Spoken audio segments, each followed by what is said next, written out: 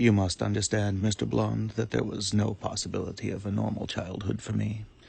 To say that I was misunderstood is to suggest the possibility that other children might have comprehended even a part of who and what I am. And that has proven beyond the reach of adults, of even your own Secret Service, Mr. Blonde. Even as a smaller, less developed version of my real self, I could hardly be understood by my peers. I didn't have any. Naturally, some of the more physically inclined thought it might aid their understanding of me were they to blacken my eyes, bloody my nose, steal my school books. Someday, perhaps on a whim, I will show some mercy and send a few telegraphs letting the authorities know where to find their bodies. Or what's left of them, at any rate.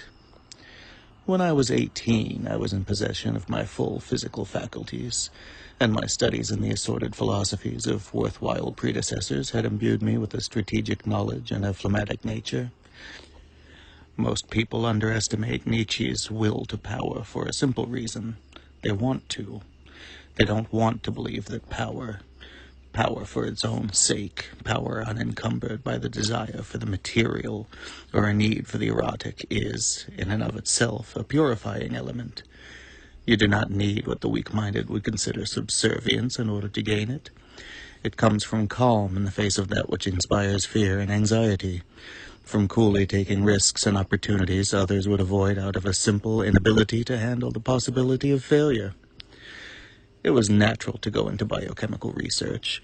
The technologies were evolving at a rate which was quite perceptible to anyone who wanted to look, and the possibilities were, if not endless, close enough to be a reasonable substitute thereto. Make a few molecular alterations, and you've got a drug with enough highs to make everything else feel unimportant. Or you've got a steroid which lets any fool be the action hero of the last film she saw, for a time, and for a price. Or one might produce a stimulant which replaces sleep almost entirely. I don't like to dream, Mr. Blonde, and I haven't done so for years now. I realize this all sounds like something you'd see in a poorly written film, and that's part of the charm. We all like to live out the images of our icons, to be the shadows we project on the wall, tall and dark and ill-defined, rather than actual, weak, physical creatures of altogether too solid flesh. It's been a pleasant empire, Mr. Blonde, but it was never a permanent idea. The only drug kick which is endless is the one which is superseded at its apex point by death. To give a pertinent example, even the finest stimulant is imprecise, and cannot wholly replace sleep, and while I feel little physical fatigue, there is a scarab carving away at me from the inside. My time is, as they say, borrowed, and soon the world will call in that debt.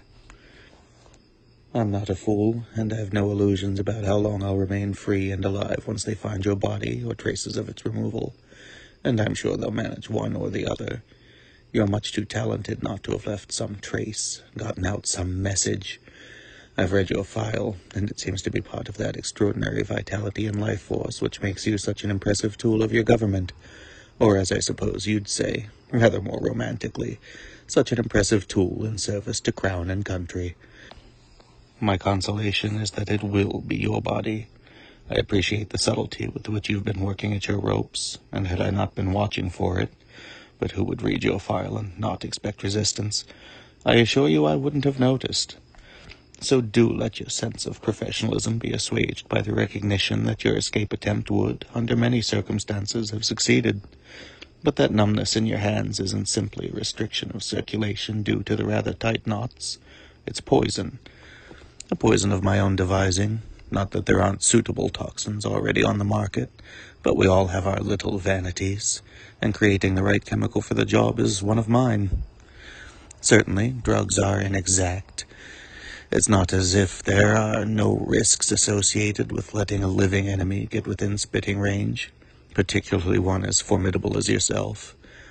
But it's deeply affirming to have a chance to tell my story to a real connoisseur, and how many people in the world would truly appreciate what I've done. Most would be awed or horrified.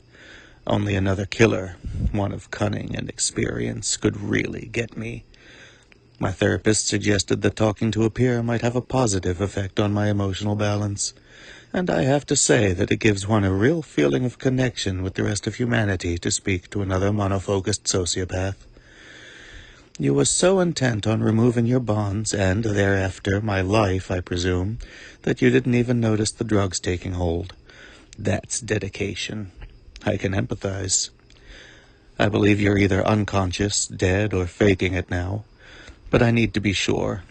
And you've seen fit to relieve most of my staff of their lives. So before I check for a heartbeat, I'm going to pump your body full of bullets. Messy, but smarter than approaching a master of hand-to-hand combat without first pulverizing the body. Low risk, high impact. You're almost certainly not in a position to harm anyone ever again, but if you are alive, you're going to be pissed. Only Rasputin's ever been known to survive both poison and a gun, Mr. Blonde. But in that case, I highly suspect the incompetence on the part of the poisoners. I'd say goodbye, but I strongly suspect it's rather too late. Sorry about that, old chap. If I capture another agent of your caliber, I'll remember to get the social niceties done while there's still a pulse.